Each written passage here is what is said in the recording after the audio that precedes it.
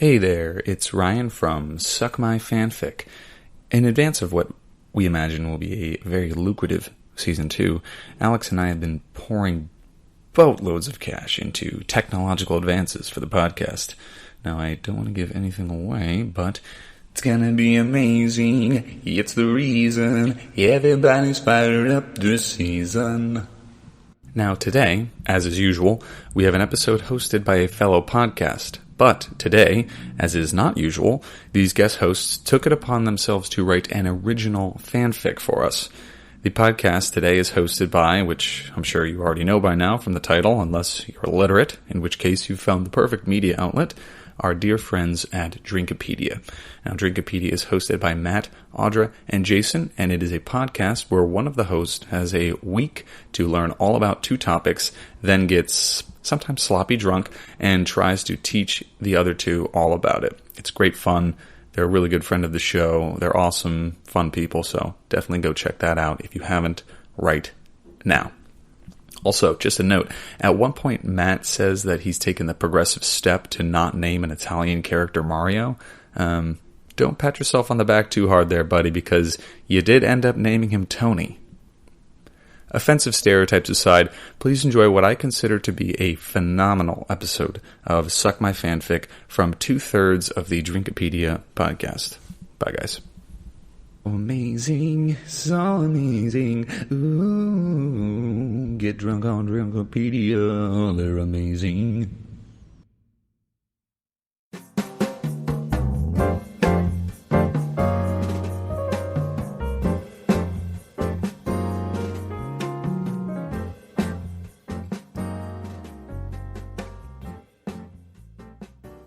Hello and welcome to Suck My Fanfic. This is not the voice of Alex or Ryan. This is Matt from Drinkipedia. And this is Audra, also from Drinkipedia. Also not Alex nor Ryan. Sorry about it. We are usually a 3-person podcast, but Jason could not be here today. He is here in spirit, and I will attempt to sort of give some of my reactions to any fanfic read, like how he would, just to kind of balance things out a little. So you're going to fall off your chair. Yep. And request that I pick you up and then insult me for not picking you up correctly. Yep, that's exactly what I'll do. Cool. It's no secret that we're massive fans of Suck My Fanfic, so it's absolutely great to be doing this. And it's great to have this opportunity to talk fanfiction with you, Audra. Oh, I'm so excited. How do you feel about fanfiction? I have positive feelings towards fanfiction. Nice. I had a very active Tumblr era. I went on a first date with someone once who inadvertently mentioned a Harry Potter fanfic where magic is science. That was it me? It was not you. Things obviously didn't work out with that person, but it did get him a second date. Yeah, I was going to say, that's sounds like perfect. Mm-hmm. Magic topics. Was chemistry, and I was getting a chemistry degree. It was adorable, but doomed to fail. How about you? How you feeling about the fanfic? I love fanfic. I wouldn't say I'm an active part of the community or have ever been, but I've sort of grown fond of it through Suck My Fanfic.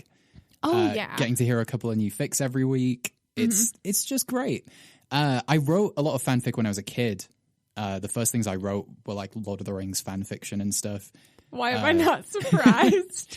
I was just massively inspired by this idea that there's like this whole map that Tolkien has, but there are whole areas that haven't had stories written about them. So I should write stories. At least that's what 10, 11-year-old me thought. I'm not surprised.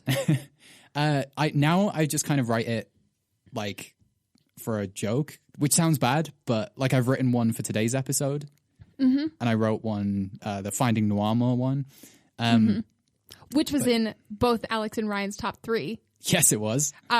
Matt will not toot his own horn. I will toot his horn. Both this way and also we're married. I toot his horn.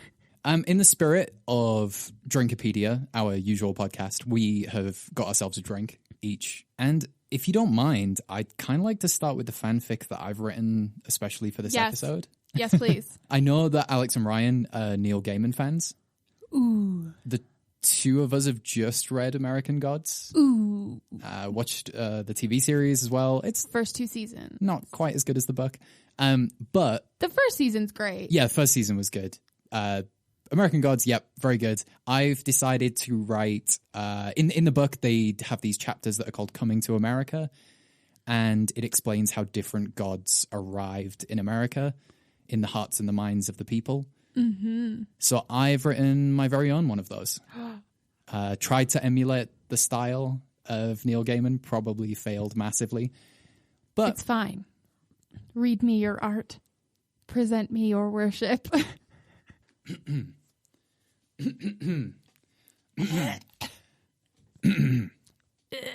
Coming to America. The boat set sail from southern Italy in the spring of 1883. That winter had been yet another lean and impoverished one for Luca Bianchi, and so he had finally decided to make the trip to the New World. The death of his eldest brother had almost certainly been the final straw. If a strong, warm-hearted and well-liked man could be taken by the same disease that had fallen on his elderly father and two frail sisters a year prior, what hope was there for anyone? For that's what Luca needed more than anything else, a chance to succeed. More than food in his belly or a roof over his head, Luca needed hope. What a sad boy, but also such a hopeful boy. At around the halfway point of the 12-week journey across the Atlantic, one of the cooks fell ill and was, to quote the first mate assigned to making the announcement, sent to his quarters to recover for the duration. Lol, he died. That means that they, in the middle of the night, they threw him overboard. Either that or they opened a porthole and, like, pushed him out. Forced him out, forced his fleshy body out. Luca knew a lie when he heard one, and knew for certain that the cook had died. See, there you go. I'm not going to do... I've got some dialogue in this. I don't know how I feel about doing voices, because everyone would have an Italian accent, so I might just more do the tone, but keep my own voice. I don't know. Yeah. We need some more help in the kitchens. You'll be paid a fair wage and compensated upon your arrival in New York. Luca had been a kitchen apprentice in his old life. He hadn't yet decided who or what he was going to be in the new world, just that he wouldn't be a cook. There has to be something different, he thought. There has to be something else. A little hope beyond the candlelight of below-deck work. Still, the boredom of being aboard a cheap passenger ship was getting to Luca, and what harm was there in earning a few extra dollars to help feed the hope that was waiting for him on the other side? What a sweet boy. I want all the things for him, much like when I read American Gods. Mm-hmm. Like, even the ones where they weren't great people, I'm like, wow, she's got gumption. There are a lot of spunky characters in American Gods. Oh, yes. Oh, yes. Luca soon found that his duties consisted entirely of making pasta, a simple, repetitive task that he had much experience with during his apprenticeship. He was small for his age and lacking in muscle, so he kept his head down around some of the more intimidating crew members. All he did for the next several weeks was make pasta and listen. Oh my God. So this will be my 8th trip, Luca heard the chief cook say to one of his crew. So you can quit your whining and go easy on the salt. We need to make it last. The chief cook clapped the kitchen worker around the back of his head. It was halfway between something playful and a genuine strike, a slap made with the sort of force that commands respect. Luca subconsciously lowered his head further as he focused more intensely on the strands of noodles he twisted in his hands. Noodles. Yeah, I've seen it all, the chief cook continued to no one in particular. All those sorry souls up there searching for a new life in the new world, where everything is better than the villages back home. But a lot of pig shit, a lot of it. Luca felt a spike of anger in the back of his mind. As one of the aforementioned sorry souls, he wanted to defend his position.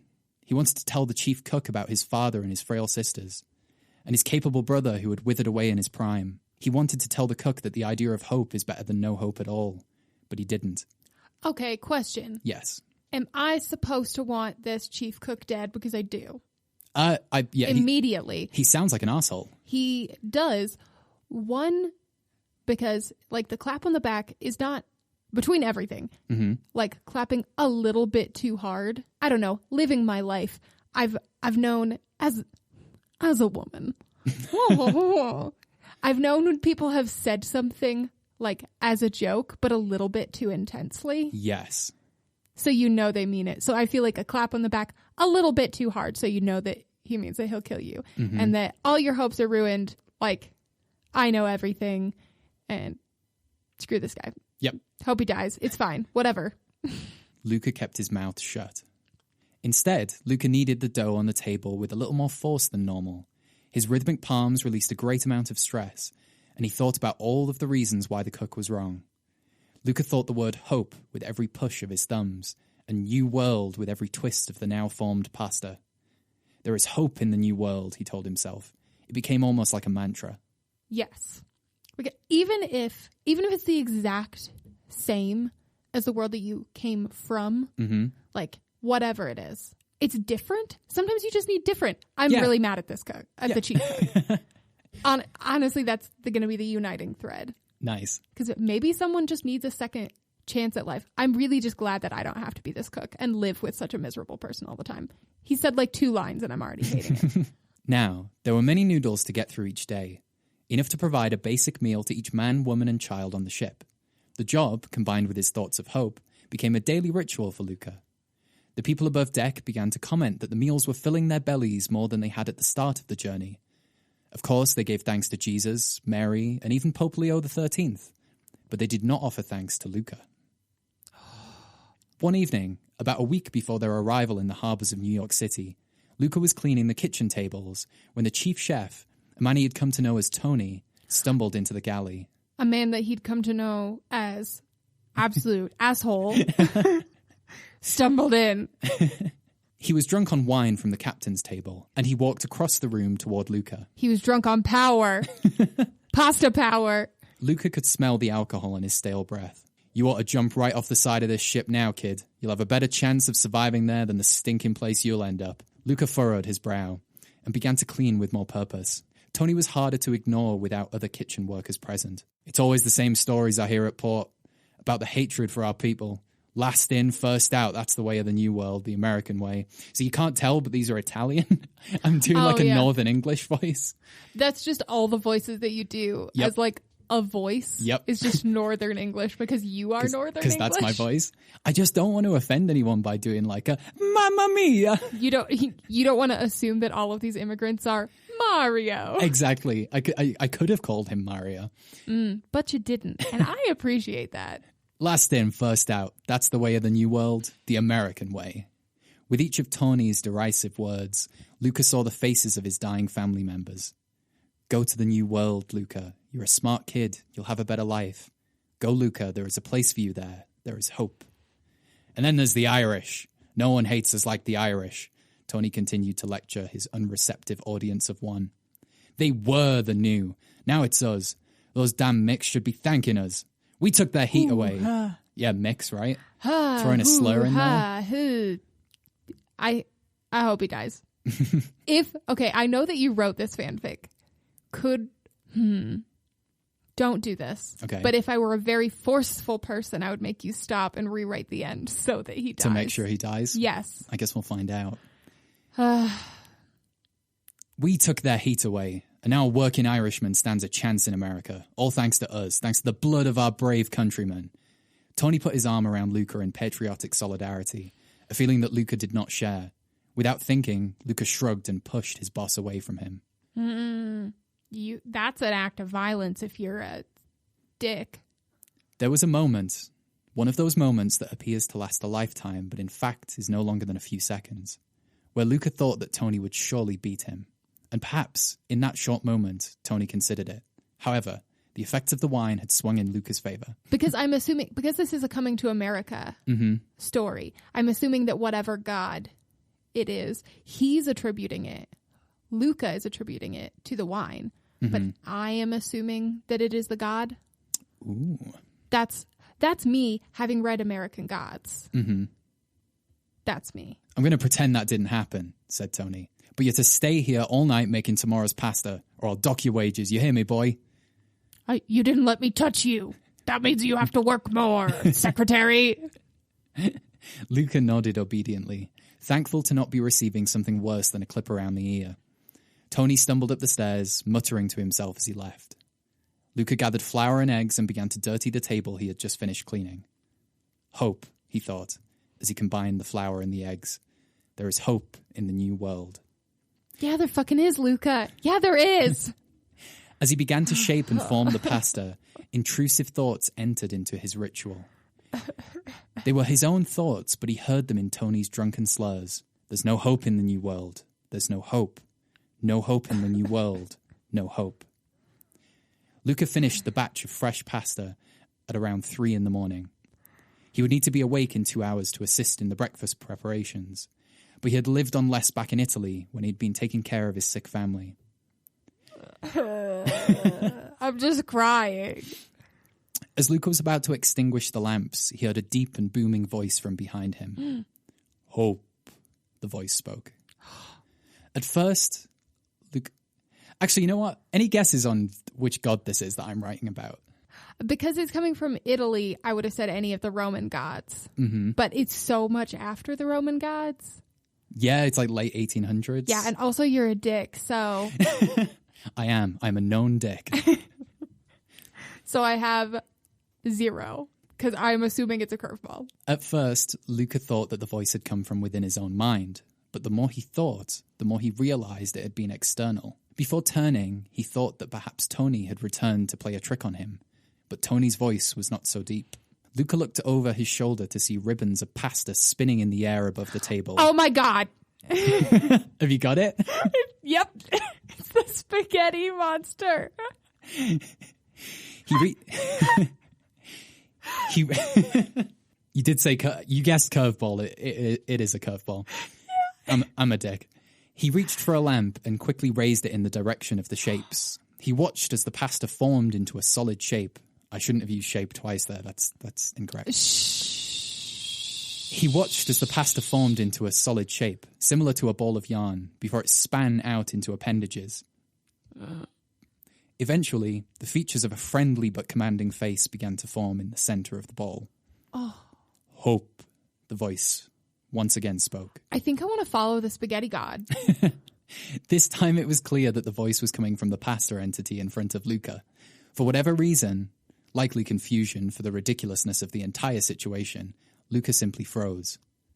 Lack of hope is hope. Remember that, Luca.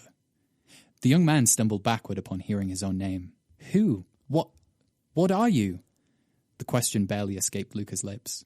I am the flying spaghetti monster. God, Jesus, fuck. And your fading belief honors me greatly.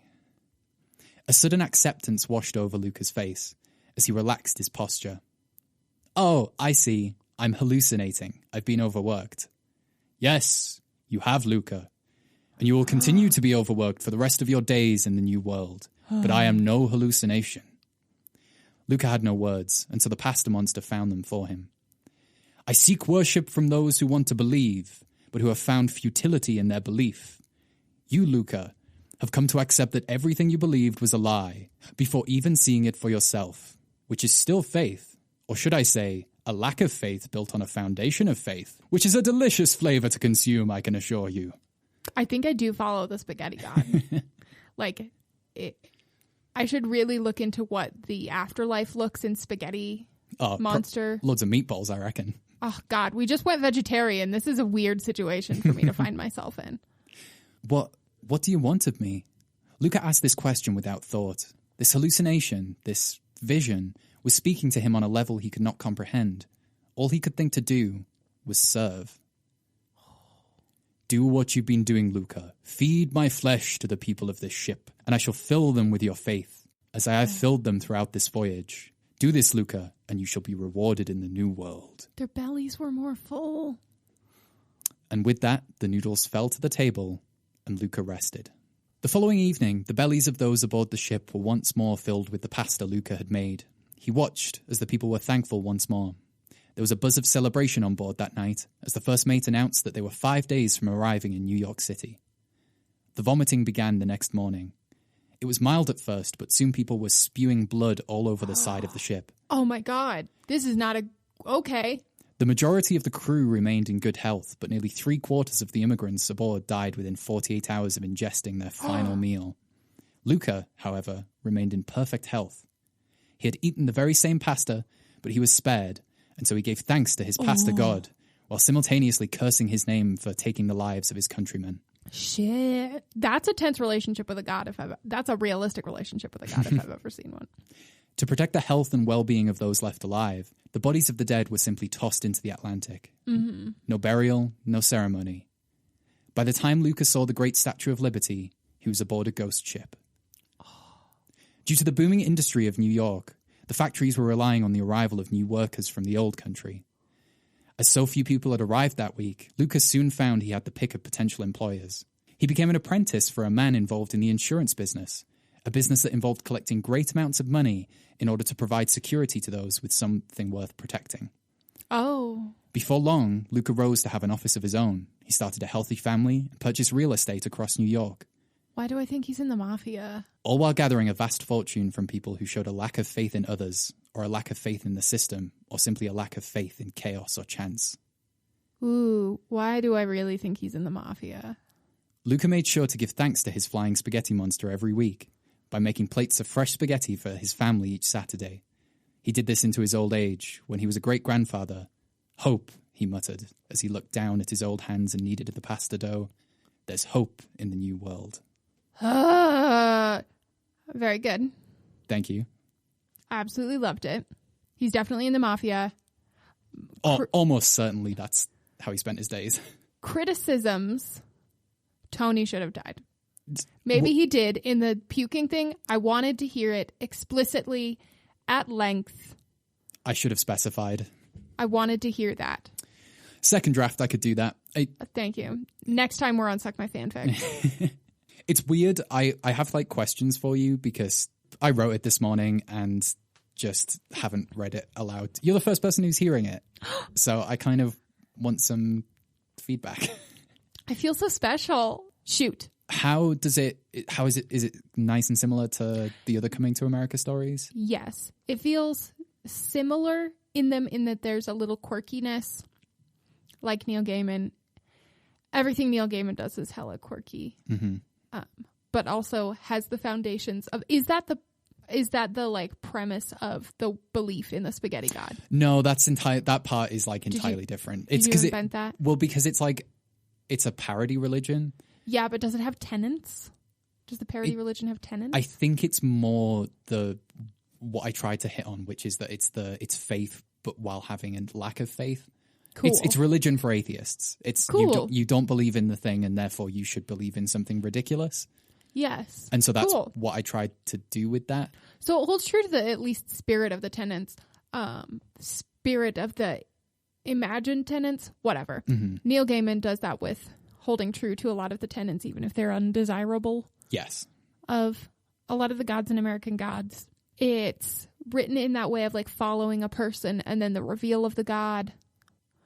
And then a little bit afterwards of here's the things that happened. Here's how them God rooted itself into America. Mm-hmm. And then I thought the setup of him being rewarded with his pick of the jobs and then getting involved in insurance. Yeah. That was supposed to be like, because insurance is like, if you get insurance, everyone gets insurance and everyone should get insurance. But it's also, it's a representation of a lack of faith in that you don't believe that this thing is going to hold. Ooh, that's juicy. And so that's what I was trying to go for. But because you reacted that way just now, I don't think I got that across well in the writing. So I think on a second draft, I would have to make that more explicit. Well, I'm not exactly a very analytical reader. Whatever. Personal thing. I just really liked that I was like, why is he killing everyone on the ship? Oh, suddenly my boy has every job that he wants. Mm-hmm. Like, has all the choice in the world because he doesn't have as much competition. Do you know what I should have done?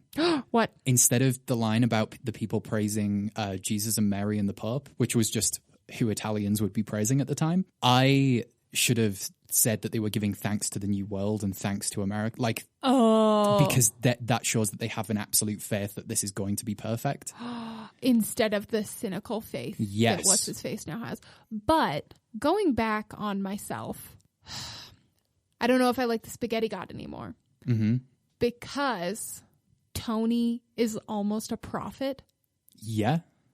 Tony is in a chosen one prophetic role because he's saying like, there's no hope and sorry, Saxo shit, whatever. I do not know. But he's basically a prophet. Yeah, I suppose. I guess it's like American Gods. It depends whether... The beautiful thing about that book is that you can look at everything as a random incident that has happened, or you can look at everything as fate. Yeah. Or the reason why I want to read it again at some point is making the decisions on which things are just chaos and which things are fate. Yeah, which things are slid into place for a purpose, either intentionally or just by the cosmic will. Yeah, because it's a book about gods, so there's lots Yeah. of that going on. There's lots of talk of fate. Literally everyone is a god, so Yeah, everyone has the power of a god to slide fate in their favor. So when you have that many pieces doing the thing, what is real? yeah. What is chaos? What in the book was set up by a god? What is just chance? Do you have any critiques or criticisms? Number one would be Tony not dying very explicitly. Like choking to death on noodles or something would be good. Like if the flying spaghetti monster had like not swam but floated.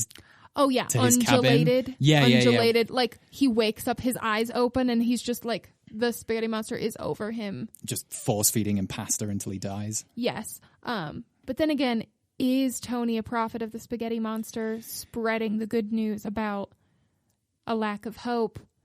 That I guess maybe it's in the best. Maybe it's for the best. Maybe. That he isn't explicitly stated as dying. We'll never know. So that's a potential criticism. Second potential criticism. We may have missed out on some quirky witticisms because the premise was quirky. Yep. So in order to keep some structure, you had to go fairly straight-laced with the rest of it because the god is out in the middle of nowhere. So I think Neil Gaiman would have done like a very serious god with a little bit more quirky wordings of how the things were happening. Yes. But if you would have done weird god, weird things happening, it would have lost some structure. It would have been more like Terry Pratchett. So I just I started this off as a criticism, but then turned it into a positive thing. No, it's fair. But I would say that that's a differing. Yeah. I realized I couldn't make any of the humorous observations or comments because, like you said, it is a very silly premise. Yeah. All of the gods that he introduces are based in, grounded in, Yeah. not reality, but like historical reality, if that makes sense. Yeah. Whereas Pastafarianism and the flying spaghetti monster Pastafarianism. are like, have been around since like what, the 80s or something, maybe? Yeah, probs. That seems 80s. So it's like you said, it's already a ridiculous premise. Yeah, and since it is based on the historical reality in the sense that these are documented works that were worshipped as truth Yes.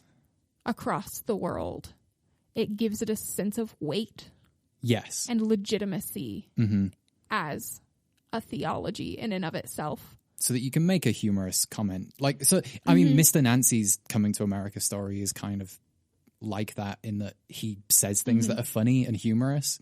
Yeah. In the show one, are you referring to? Oh, I think I am, yeah. Yeah, because his book one, they don't even call him by name. Yeah. If it's the same one. Yeah. But in the show one, there's a little bit of witticism. Dark humor. Yeah. That's really good, but that you can only really get away with because everything else around it is super structured. Yes, and very serious. Yes. So that would be another criticism, is that you can't really get as much of the Neil Gaiman witticism because the premise is a little off. Goofy. I am now going to respond in the, like, as if Jason was here. Oh! I'm going to be Jason responding to that. Yes. Matt, what'd you spend all the time writing that for? What? That, I haven't seen American Gods. I've seen Pokemon. I've seen the Marvel movies? and I watched The Dark Crystal very recently on Netflix. Check it out. But Get Disney Plus. but I'm drunk. I'm going to fall over and go watch American Gods probably, but not because it's not on Disney Plus. Yeah, I think that's how he would have said it. Yeah. I think that's the most accurate representation of Jason. It's not. That was we can say that because we love him. Yes. It's much like the modern representations of ancient gods. Not exactly what they were like at all. But it doesn't mean you shouldn't do some research and find out what they were all about. Yeah, do your research on Jason. And I know that it's criticisms and positives. I did some positives in my criticisms, but it was great fan fiction, super comedic in the sense that the premise was the god was ridiculous, and that was the comedy that it needed instead of the witticisms. Mm-hmm. Loved it. Thanks. Yeah. Thank you.